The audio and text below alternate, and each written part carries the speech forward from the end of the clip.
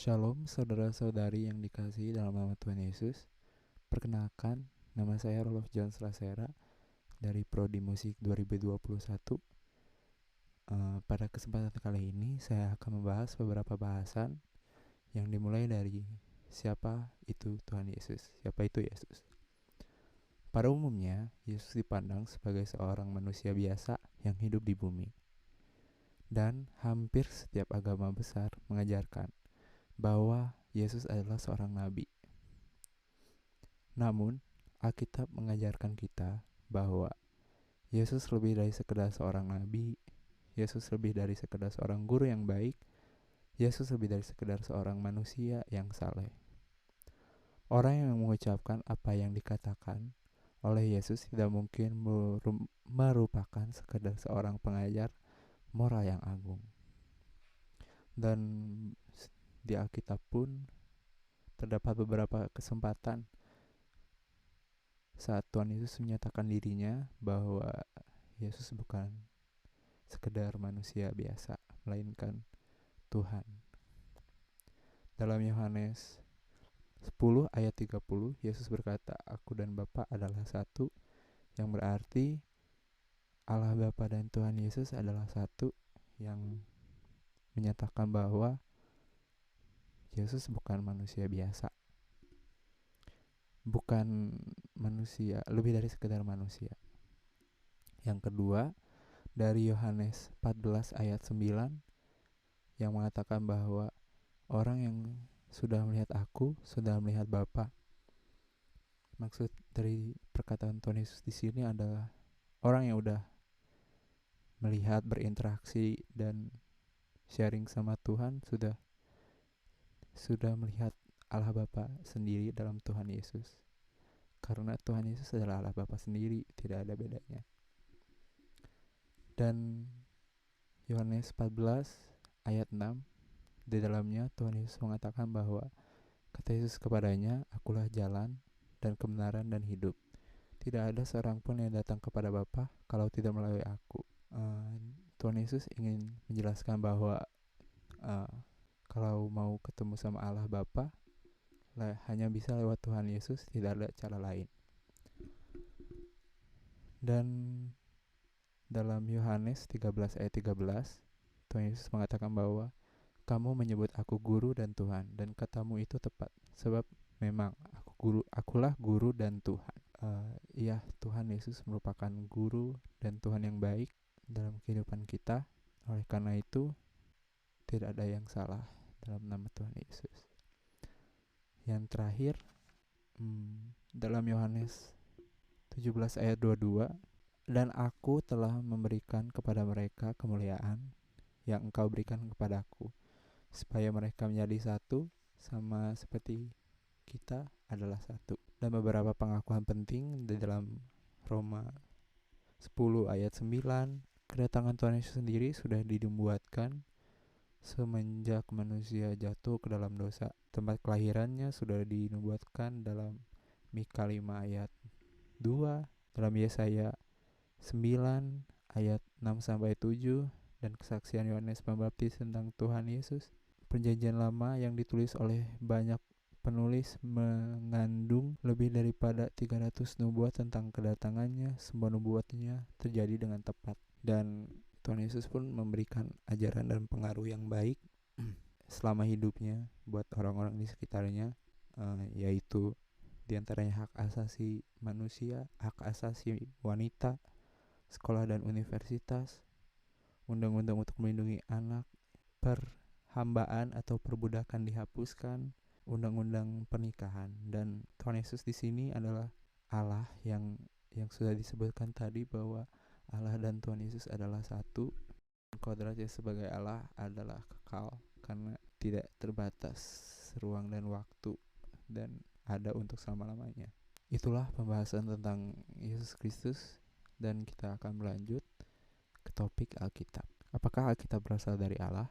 Tuhan berbicara langsung kepada manusia dan ditulis dalam kurun waktu kurang lebih 1600 tahun. Kitab pertama Perjanjian Lama ditulis sekitar tahun 1500 sebelum Masehi, Kitab terakhir Perjanjian Baru ditulis sekitar tahun 100 Masehi. Yang membuat Alkitab ini menarik adalah tiap-tiap bagiannya saling berkaitan dan bahan tulis kunonya ada batu, tanah liat, papirus, dan kulit. Fakta menakjubkan tentang Alkitab adalah ditulis kurang lebih 1600 tahun yang lalu, ditulis kurang lebih 40 penulis. Alkitab memberi pengetahuan, Alkitab memberi prediksi masa depan, nubuatan tentang di dalam Yeskiel 26 ayat 1 sampai 14. Fakta sejarah, penglihatan Daniel terjadi pada tahun 550 sebelum Masehi.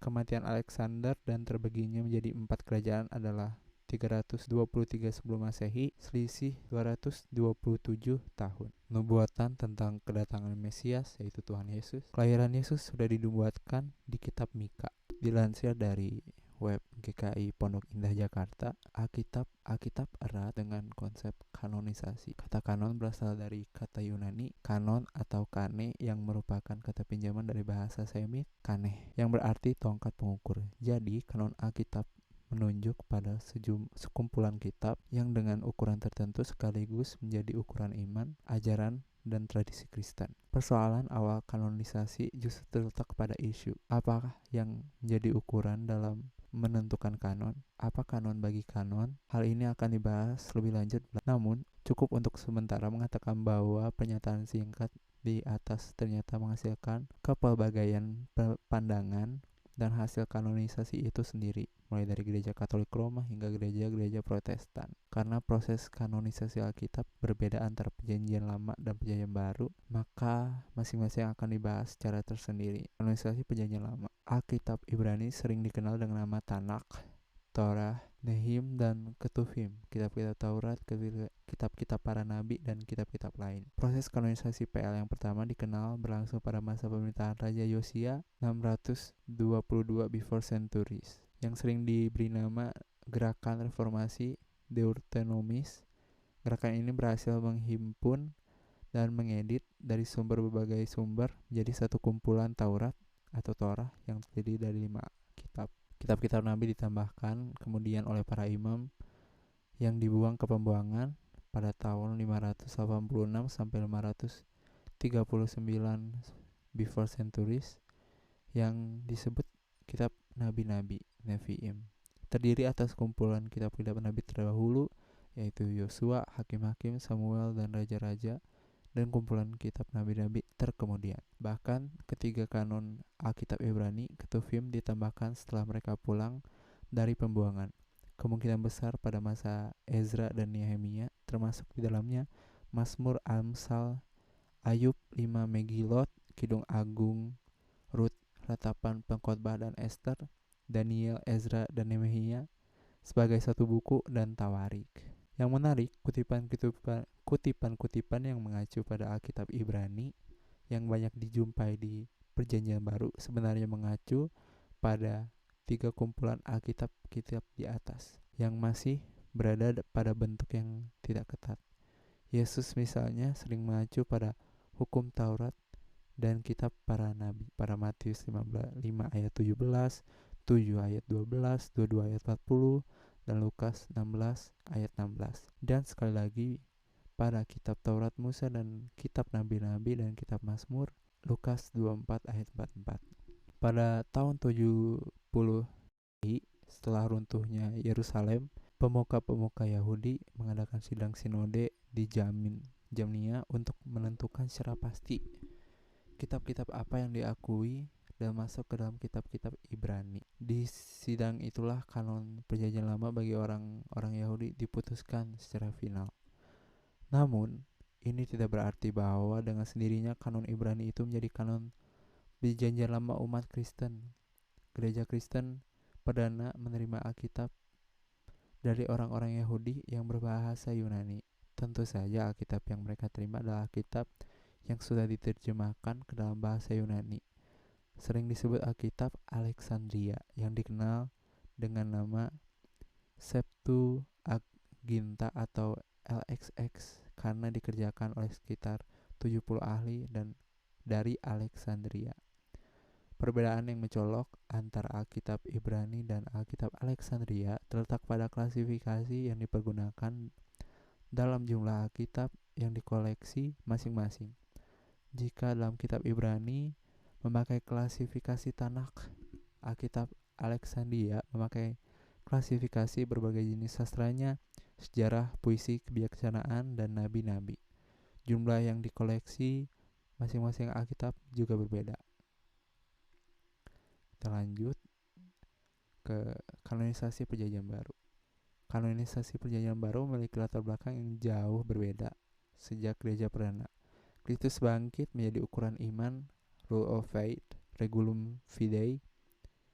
Iman dalam Kristus itu diturunalihkan dari satu generasi ke generasi, baik melalui tradisi oral, kisah kehidupan, kematian, dan kehidupan Kristus, maupun melalui surat-surat dan para rasul kepada jemaat-jemaat. Namun masalahnya kemudian ketika Injil tersebar dan bersentuhan dengan banyak budaya, filsafat, dan agama, Kristus yang bangkit sebagai regulum fidei itu kemudian diinterpretasikan secara berbeda, bahkan berlawanan dengan satu dengan yang lain, yang muncul lewat banyak tulisan, Injil, dan surat. Banyak dari ajaran-ajaran tersebut di kemudian hari ini dicap sebagai unorthodox atau heretik. Berlanjut pada topik keselamatan, terutama keselamatan di dalam Yesus Kristus. Manusia memiliki masalah dalam hal ketidakpastian, dalam hal ketidakmampuan, juga kekecewaan, bahkan frustasi yang mendalam atau penderitaan lahir batin. Apa sih masalah besar yang manusia punya? Yaitu adalah dosa menurut Alkitab. Yang selanjutnya adalah keterpisahan manusia dengan Allah karena dosa, dan akibat keberdosaan menyebabkan kematian. Dalam Kejadian 1 ayat 26, di awal penciptaan manusia, selain ciptaan yang lain, manusia adalah satu-satunya bahkan ciptaan yang diciptakan segambar dan serupa dengan Allah. Manusia diberikan otoritas atas ciptaan-ciptaan lain, dan saat itu manusia dan Allah memiliki hubungan yang akrab. Tapi manusia jatuh ke dalam dosa.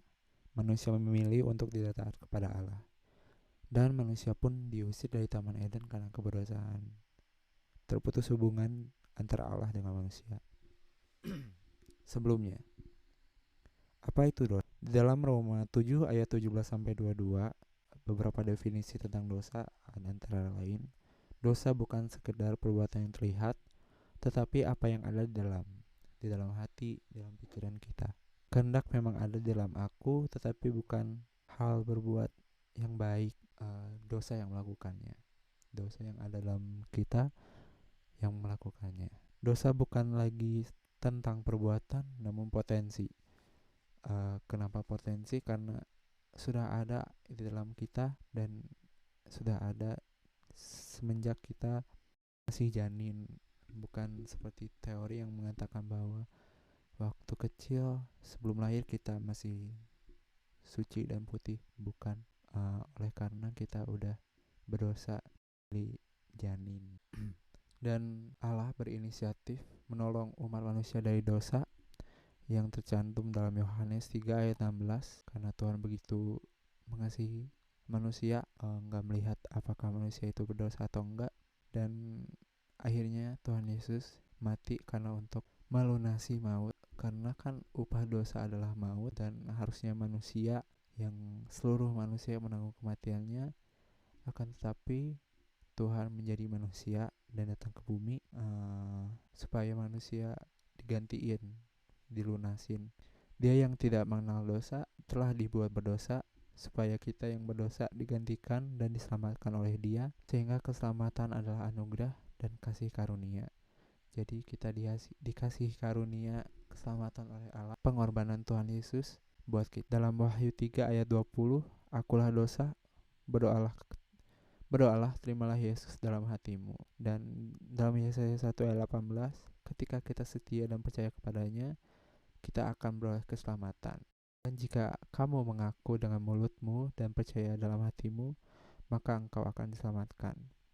Dan perlu diketahui bahwa tujuan akhir kita adalah menjadi serupa seperti Kristus.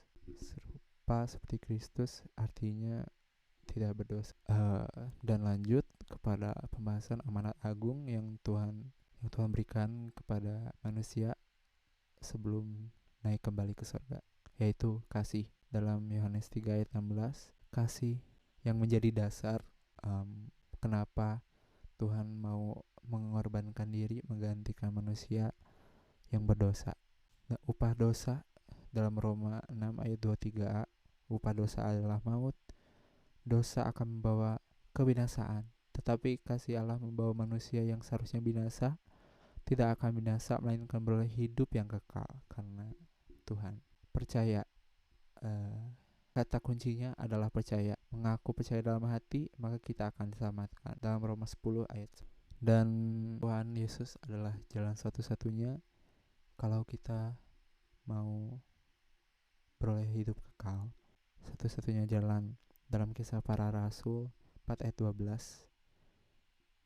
Dan kita harus menyadari bahwa status kita adalah sebagai anak-anak Allah dalam Yohanes 1 ayat 12 sampai 13.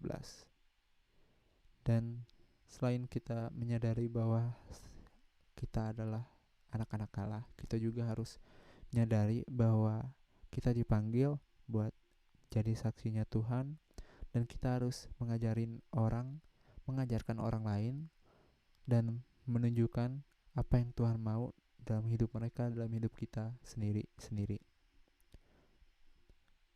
Tercantum dalam kitab Kisah Para Rasul 1 ayat 2 dan Matius 28 ayat 19 sampai 20.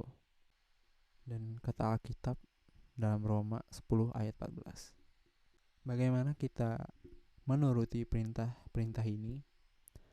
Kita bisa menjadikan murid, membaptis mereka dan mengajar mereka dengan kasih, dengan semua yang Tuhan udah ajarkan kepada kita.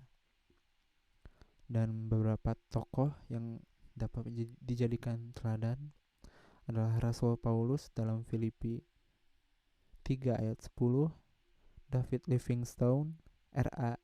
Jeffrey, dan Dr. Il Nimensey. Nilai-nilai dan prinsip yang bisa diambil yaitu integritas, bertanggung jawab, transparansi, melayani, dan kerendahan hati. Dan bahwa kita adalah anak Allah yang sangat dikasihi.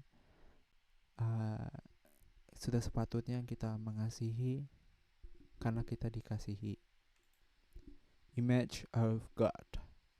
Charles Darwin pada tahun 1837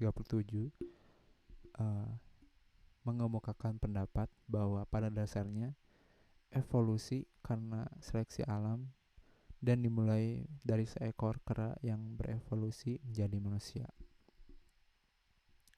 Apakah itu manusia? Allah memutuskan untuk menciptakan manusia serupa dan segambar dengan Allah pada Kejadian 1 ayat 26 sampai 28. Konsep keserupaan dan kesegambaran itu seperti anak dan orang tua. Mungkin tidak sama persis, tetapi pasti ada yang anak ikuti dari orang tuanya. Dalam Kejadian 5 ayat 3. Jika manusia diciptakan dalam gambar Allah, maka kita juga diciptakan mengikuti tiga tunggal itu, yaitu Allah Bapa, Tuhan Yesus, dan Roh Kudus. Dalam Kejadian 1 ayat 28 ayat 27 sampai 28. Bagaimana seorang manusia menjadi makhluk hidup dari rencana Tuhan, membentuk manusia dari debu dan tanah dan mengembuskan nafas kehidupan dan menjadi manusia hidup. Apa aja sifat Allah yang dimiliki oleh manusia? Yaitu dapat berpikir, dan dicontohkan dalam Yesaya 55 ayat 8 sampai 9. Juga kita dapat berkomunikasi dengan manusia lain. Kita juga menciptakan alat-alat. Kita bisa mengapresiasi semua keindahan yang kita lihat. Kita bisa bergerak dalam roh, mempunyai sifat yang bisa mengevaluasi dan menilai. Kita bisa mengasihi. Apa tujuan hidup manusia? Untuk menguasai bumi. Manusia sebagai pengelola bumi, untuk mematuhi pemerintah Allah, untuk belajar menjadi lebih baik, menjadi apa yang Tuhan mau, dan untuk berkembang biak atau bertambah secara jumlah. Kas manusia, intelligence atau kepintaran, memahami berbagai bahasa, memiliki kreativitas dan kesadaran moral, dan memiliki emosi. Dan bisa disimpulkan bahwa manusia itu ciptaan Tuhan yang paling sempurna, yang serupa dan segambar dengan Allah. Teologia dan sains. Teologia berasal dari kata Yunani yang artinya theos, berarti Allah, dan logos yang berarti logika, perkataan, atau pikiran. Jadi arti kata dari teologi adalah berpikir atau berbicara tentang Allah. Teologi merupakan ilmu tertua dan berbicara tentang Allah, manusia, alam, masa lalu, dan sebagainya. Melibatkan hal nyata dan tidak nyata. Sains, istilah yang digunakan untuk merujuk pada rumpunan ilmu, kumpulan pengetahuan, dan cara mendapatkan atau menggunakan ilmu tersebut. Objek, benda alam, alat, hukum yang pasti dan umum, berbicara tentang alam, hubungan causal, sebab dan akibat, dan logika, logik. Teladan dan ilmuwan yang percaya kepada Tuhan itu ada Johannes Kepler. Dan teologi dan sains bukan perbandingan. Sains adalah ciptaan Allah. Allah maha besar, dia di luar dimensi yang kita pikirkan. Hukum alam diciptakan Allah, hukum alam turut kepada Allah. Bisa dibuktikan ketika Yesus melampaui hukum alam. Yesus berjalan di atas air, melampaui hukum fisika. Air menjadi anggur, melampaui hukum kimia.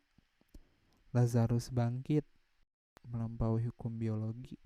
Dan Tuhan memberi makan 5.000 orang, matematika. Kebesaran Allah menjadikan dari tidak ada menjadi ada. Ketika sains sudah mampu menjawab teologi, teologi tetap benar, tidak tergoyahkan. Sains terbatas, iman berperan, bukan logika. Mari menjadi anak Allah yang holistik. Bertumbuh dan berbuah di dalam Kristus, menjadi hamba Tuhan yang taat, panggilan semakin nyata dan tetap setia, jadi profesional dalam bidangnya. Iman dan ketaatan. Selanjutnya, apa yang harus dilakukan setelah percaya? Yang pertama adalah taat.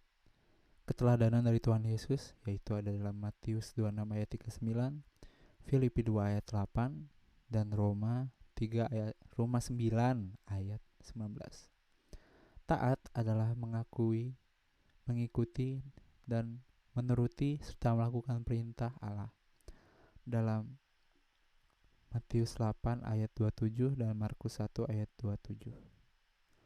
Ketaatan berdasarkan firman Tuhan, bukan lahiriah yang penting, tetapi ketaatannya yang penting. Dalam 1 Korintus 1 ayat 18, 1 Raja-Raja 14 ayat 8. Jika kita memiliki kepercayaan, maka harus taat juga, dalam Yohanes 3 ayat 36. Jangan taat pada kelaliman, Roma 2 ayat 8, Roma 1 ayat 5 sampai 6, Yeskiel 9 ayat 19. Ketaatan berawal dari hati. Contoh-contoh ketaatan dari Nabi Nuh, Abraham, Raja Agripa, Petrus dan Yohanes, dan Petrus dan rasul-rasul terdapat dalam Ibrani 11 ayat 7, Ibrani 4 ayat 8, Kisah Para Rasul 26 ayat 19, Kisah Para Rasul 4 ayat 18 sampai 19, Kisah Para Rasul 5 ayat 29. Dan ketaatan jadi kerinduan Allah, bahwa kita harus lebih taat kepada Allah daripada manusia, dalam Matius 2 ayat 37. Dan kita harus mengasihi sesama, dalam Matius 22 ayat 39.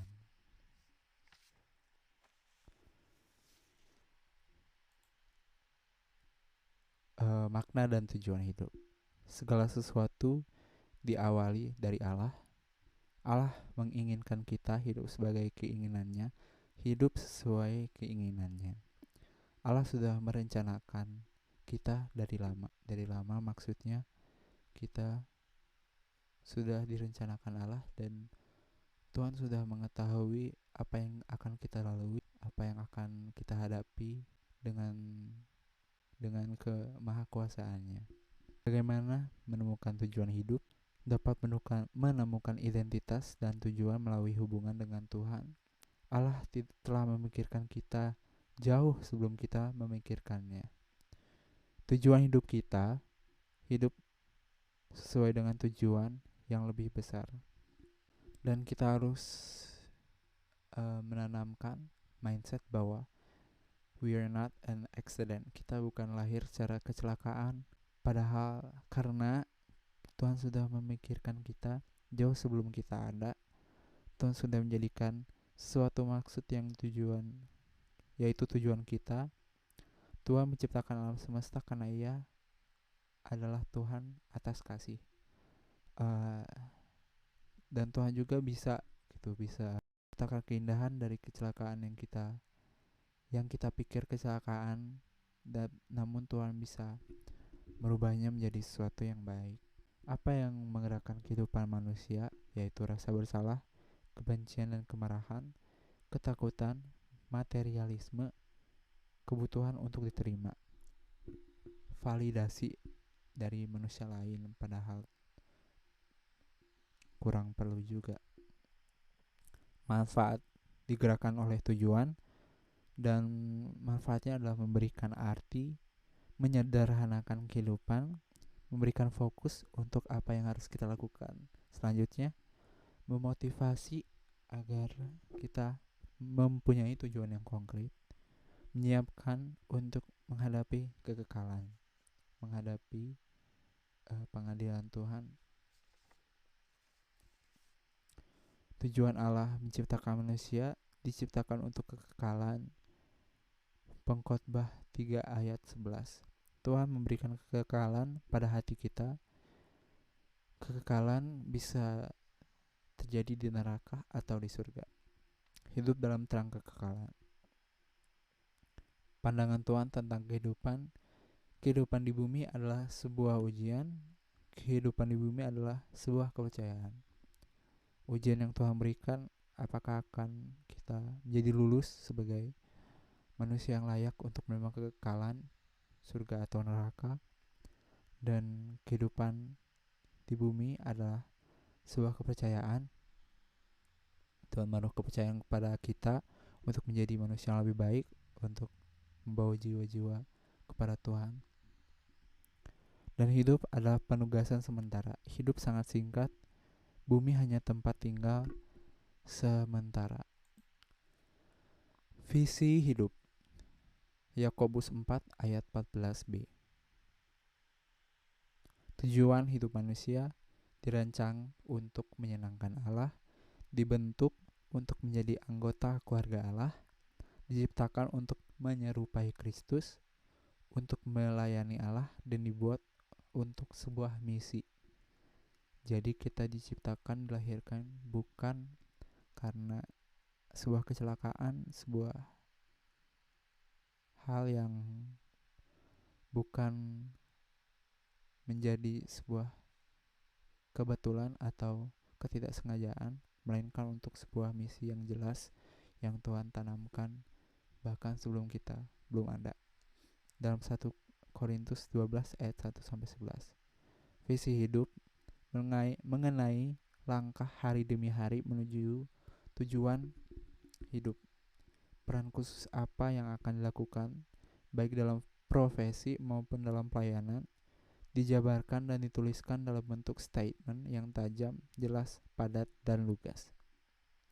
Rumusan visi merupakan pernyataan pribadi yang mengungkapkan makna dan tujuan hidup. Falsafah hidup dan jati diri seorang dapat tergambar melalui visi hidupnya. Namun kenapa sih visi hidup itu penting? Untuk tetap fokus kepada tujuannya, untuk menuntun pada saat mengambil keputusan terbaik dan menetapkan langkah yang ditempuh. Visi hidup dimiliki, dipelihara, senantiasa segar dan realistis.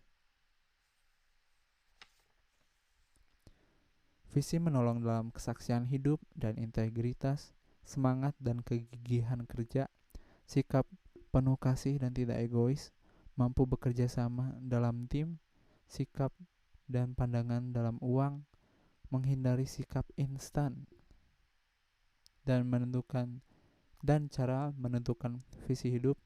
Yang pertama adalah berdoa. Doa adalah hal yang utama karena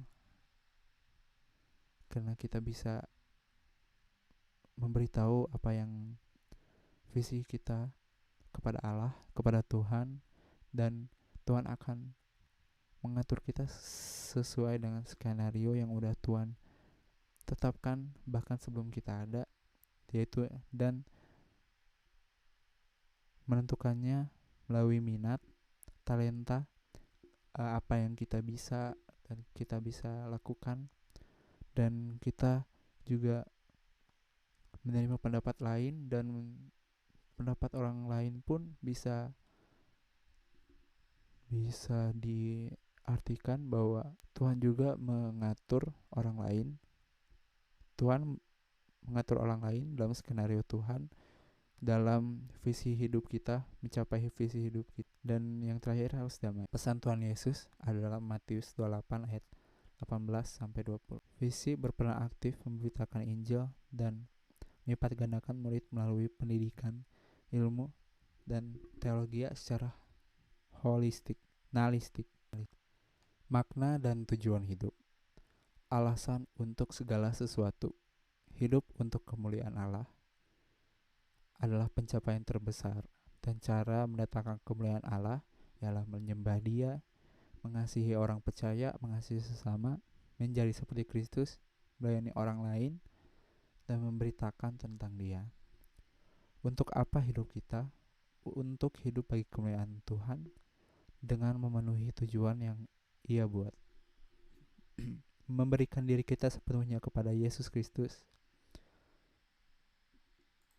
Dan tujuan kita dirancang untuk kesenangan Allah dalam Wahyu 4 ayat 11, dalam Kolose 3 ayat 23.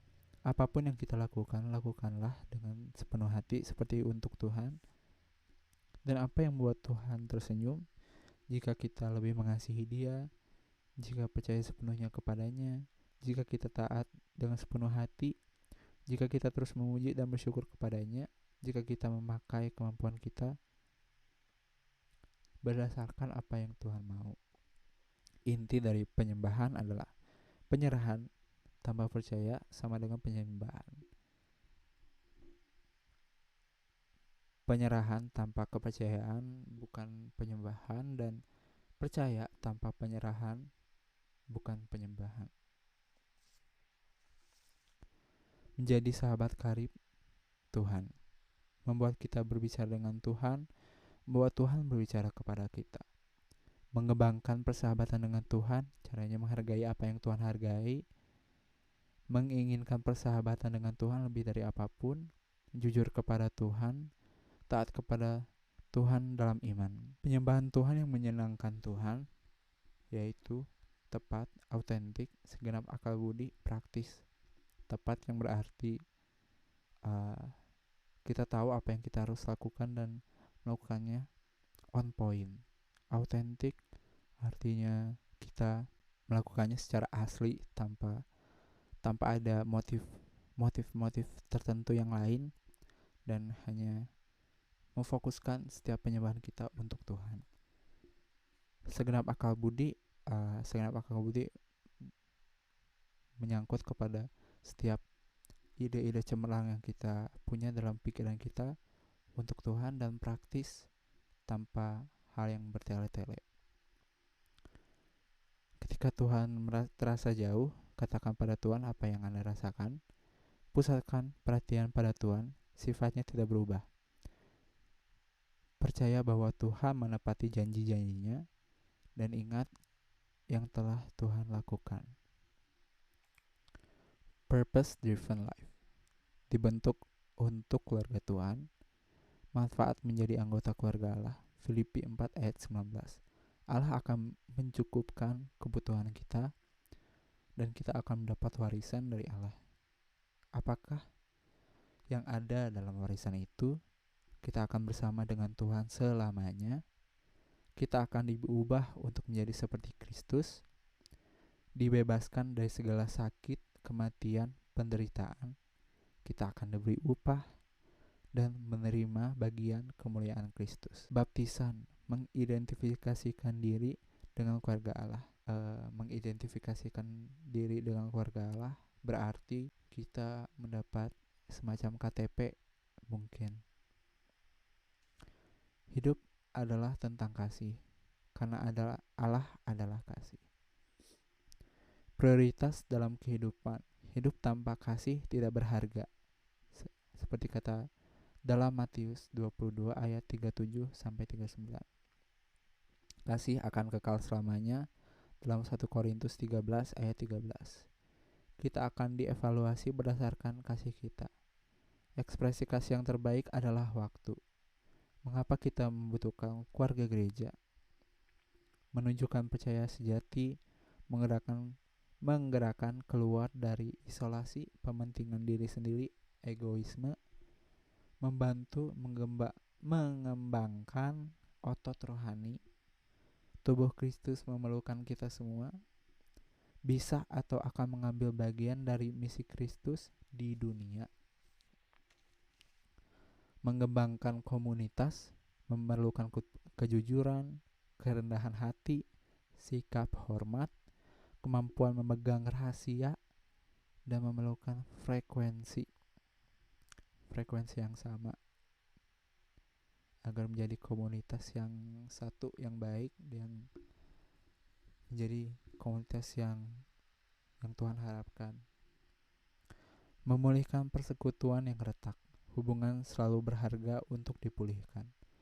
Hidup adalah belajar untuk saling mengasihi dan untuk menghargai hubungan dan berusaha menjaganya. Cara memulihkan suatu hubungan adalah berbicara kepada Tuhan sebelum berbicara kepada orang-orang yang bersangkutan. Kenapa berbicara dulu sama Tuhan? Karena Tuhan yang memahami manusia. Apa yang akan terjadi di masa depan, Tuhan sudah mengetahui.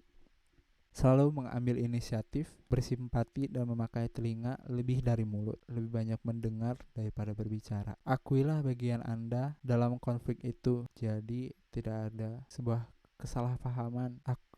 Seranglah masalahnya, bukan orangnya. Bekerjalah sesering mungkin agar kita tahu lapangan dan kita bisa mengenal apa yang hubungan kita alami dan yang sedang terjadi dan harus diselesaikan. Tekankanlah rekonsiliasi, bukan resolusi. Baik, saudara-saudara, itulah yang sudah saya paparkan, yang sudah beberapa bahasan, dan kiranya melalui bahasan ini hanya nama Tuhan yang dimuliakan. Terima kasih pertimbangan menonton video ini. Kiranya Tuhan selalu memberkati. Terima kasih.